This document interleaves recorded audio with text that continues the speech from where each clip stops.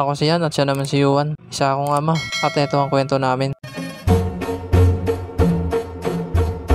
Lunes na naman nga, kaya atid ko to sa school itong anak ko. Ang tagal din walang pasok to. Kasi itong mga nakaraan, nag-eleksyon at nag-undas. Kaya matagal-tagal hindi nakapasok tong anak ko. At ngayon may pasok na nga, atid ko na tong anak ko sa school. Puro kasi laro na sa isip. Nakalimutan niya na yung mga pinag-aralan niya sa school. At ngayon nga may pasok na, tututukan ko na naman to sa pagtuturo. Kasi magdadalawang buwan na siya bumapasok. At hindi pa rin siya marunong magsulat. Kaya kailangan talaga tutukan ko to. Palabas na nga kami ng iskinita. At nandito na nga kami sa school. Huminto mo na nga kami dito sa tindahan para bumili ng baon niya. At ito nga, napili na siya. Kaya nagabot na ako ng bayad. Pagpunta nga namin dito sa school, pumasok na yung mga estudyante. Kaya binaba ko na yung bag niya. Pagkatapos nga binuksan ko na. Pagkabukas ko nga ng bag niya, pinalagay ko na yung baon niya. At sinarado ko na nga. Pagkatapos nga binigay ko na yung bag niya. Kasi nagsisipasukan yung mga classmate niya. Tinatanong nga niya ako kung ako daw yung susundo sa kanya. Sabi ko hindi, tita Maji niya. Sabi naman niya ako na lang daw. Kaya sabi ko sige, dadaan ako. At ito nga, nagsisipasukan yung mga estudyante. Kaya naglakad na kami papunta sa gate. Baka kasi may wana pa ton mga classmate niya. Pagkatapos nga pinapasok ko na sa loob ng school. Sabi ko diretso lang siya. At pag nakita niya yung teacher niya, sumama siya. Hindi ko na natin yung anak ko sa loob ng school kasi bawal pumasok yung magulang. Pagkatid ko nga sa anak ko, hindi na rin ako nagtagal, umuwi na rin agad ako. Kasi asikasuhin ko pa yung ice cream ko. Marami pa akong gagawin sa bahay. Dahil nga yung dahilan, baka hindi ko na nasusunduyan ako. At buti na nga lang, nandyan yung kapatid ko. Siya yung lagi pinapasundo ko sa anak ko. Nandito na nga ako sa iskinita namin. Kung nagustuhan mo pala yung kwento namin mag-ama,